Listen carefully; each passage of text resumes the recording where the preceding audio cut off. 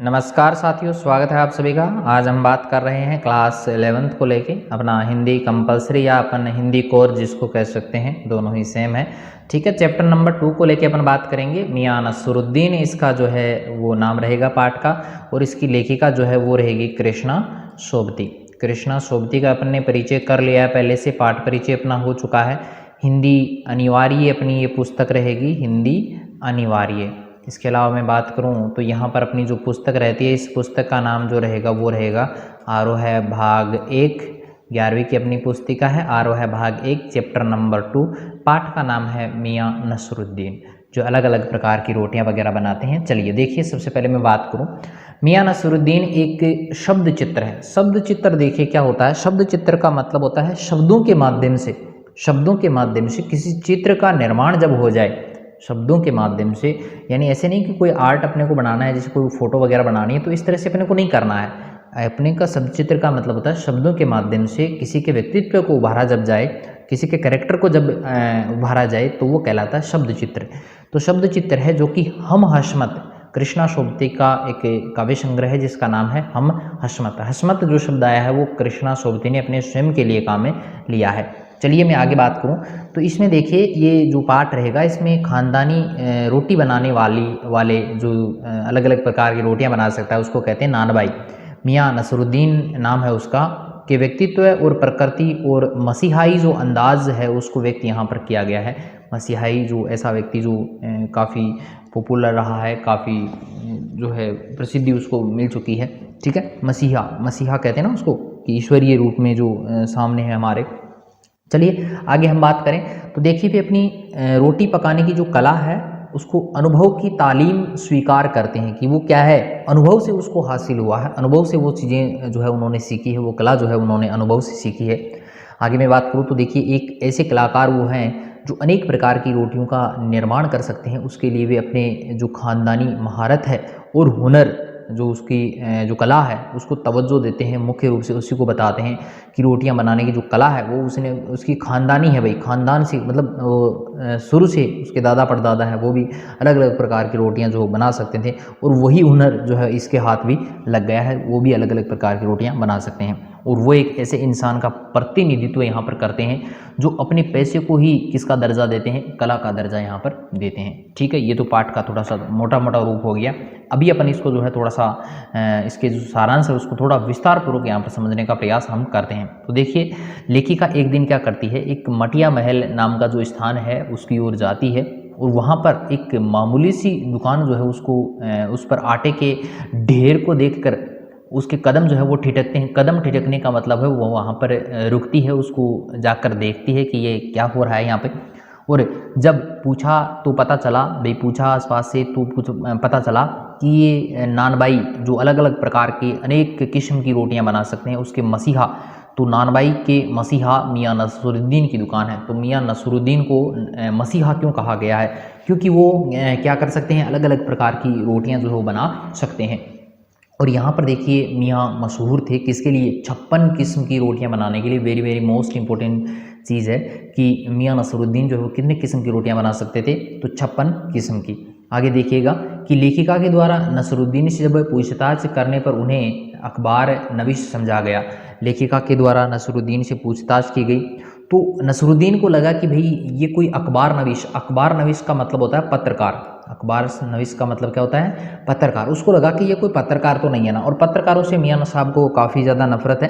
तो उन्होंने लेखिका से कहा कि क्या कहा कि मियाँ कहीं अखबार नवीस तो नहीं हो, कि आप कहीं पत्रकार तो नहीं हो, और ये तो खोजियों की खुराफात है भाई, ये तो खोजियों की करामात है। खोजी होते हैं कौन, अखबार वाले, और हम तो अखबार बनाने वाले और अखबार को पढ़ने वाले दोनों को क्या मानते हैं, निठल्ला मानते हैं। दोनों बेकार व्यक्ति होते हैं, पूरे दिन उनको काम नहीं होता ना। चलिए, नसीरुद्दीन ने क्या कहा है कि पूछिए, क्या पूछना चाहते हैं आप कुछ पूछ रही थी। तो लेखिका ने प्रश्न किया कि किस किस्म की रोटियां बनाने का जो इल्म है, इल्म का मतलब जो आपने जो कलाकारी है आपकी, आपने जो ये अलग अलग प्रकार की रोटियां बनाने की जो कला है वो आपने कहाँ से हासिल की, ये चीज़ आपको कहाँ से मिली, ये प्रश्न पूछती है लेखिका। तो मियाँ नसरुद्दीन ने आंखों के कंचे जो है, आंखें जो है उस लेखिका पर फेर दिए, और फिर आंखें तरेर कर बोले कि ये तो उनका खानदानी पैसा है भाई, इसमें जादू कहीं मतलब कहें कि कोई कलाकारी थोड़ी ना है, ये तो ख़ानदानी पेशा है हमारा।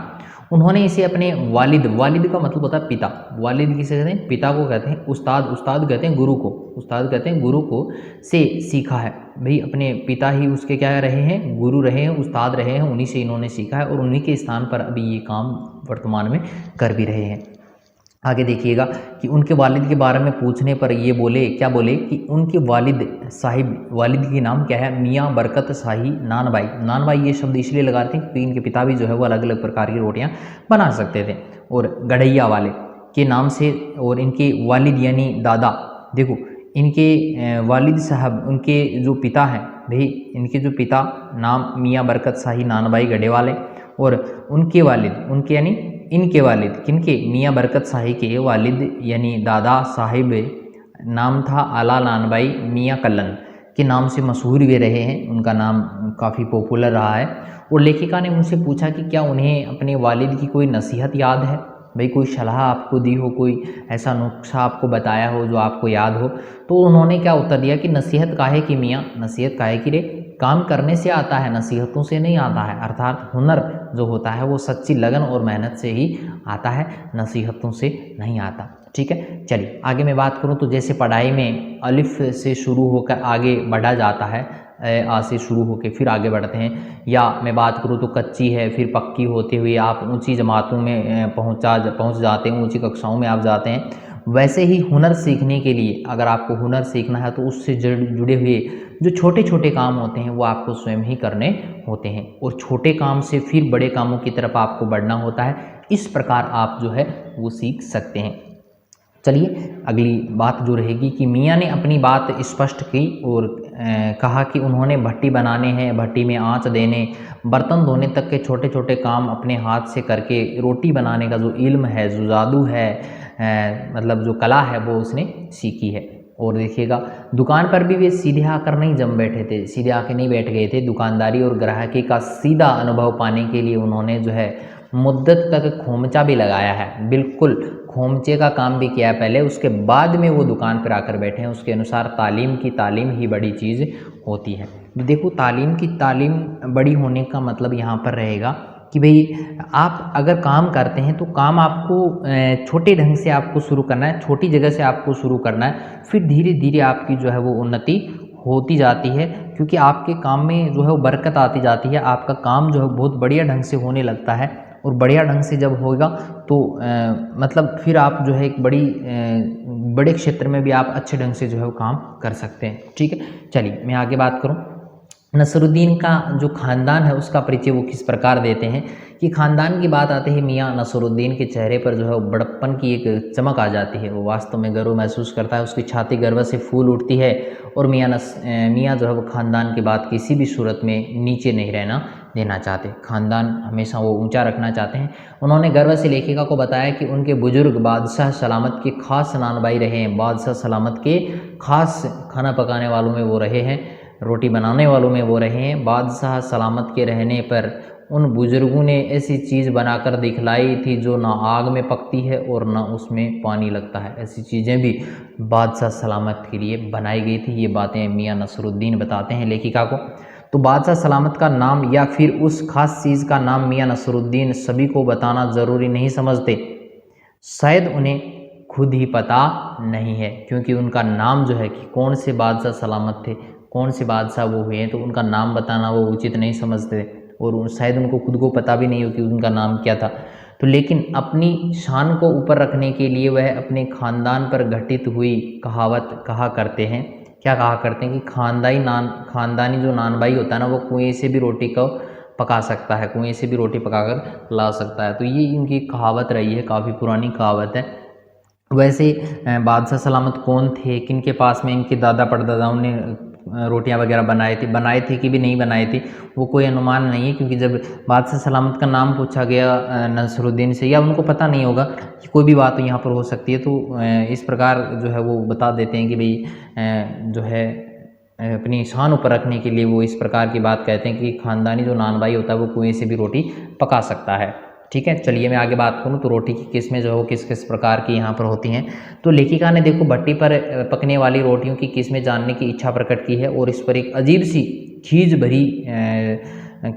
जो है उसके चेहरे पर नज़र आती है और कुछ वो तुनक कर उन्होंने चंद रोटियों के नाम फटाफट गिना भी डाले हैं। कौन कौन से नाम है कि बाकर खानी है, सीरमाल है, ताफनतान है, बेसनी है, खमीरी है, रुमाली। रुमाली ये जो रोटी होती है वो रुमाल की जितनी बड़ी होती है भैया ना। गाव है, दीदा है, गाजेवान है, तुनकी। तुनकी का मतलब तुन की रोटी इतनी पतली होती है। देखो यहाँ पे लिखा है तुन की रोटी की तारीफ में उन्होंने कहा कि वह पापड़ से भी महीन होती है। पापड़ से महीन क्या हो सकता है भाई, लेकिन ये रोटी हो सकती है। लेकिन कहते कहते वे पिछले ज़माने की यादों में डूब जाते हैं। उनका दर्द सच्चा था और पहले के समान खाना पकाने का न अब शौक रहा है और न चीज़ों की इतनी कदर रही है। ये वास्तव में उन्होंने बहुत अच्छी बात कही थी और ये उनका वास्तविक दर्द भी था। आज के ज़माने में तो बस भारी और मोटी तंदूरी रोटी का ही बोलबाला है, ये बात इन्होंने कही थी। और है भी वर्तमान में हम बात करें सीधे तौर पे तो इस प्रकार की रोटियों का ही बोलबाला वर्तमान में ज़्यादा है। ठीक है, पूरी बात समझ में आई होगी। फिर भी इस पाठ में कोई भी शब्द यानी इसकी शब्दार्थ जो है वो आपको आने बहुत ज़रूरी है। अगर किसी शब्द का अर्थ आपको नहीं आता है, देखिए पूरा पाठ आप पढ़ेंगे, ये मैंने इसका सारांश बताया है, पूरा पाठ आप पढ़ेंगे फिर भी कोई समस्या है, किसी शब्दार्थ को लेके कोई समस्या है तो उसको आप जो है कमेंट में लिख दीजिएगा, मैं उसका जवाब तुरंत आपको दे दूंगा। ठीक है, चलिए फिर मिलते हैं एक नए वीडियो के साथ में, तब तक के लिए धन्यवाद।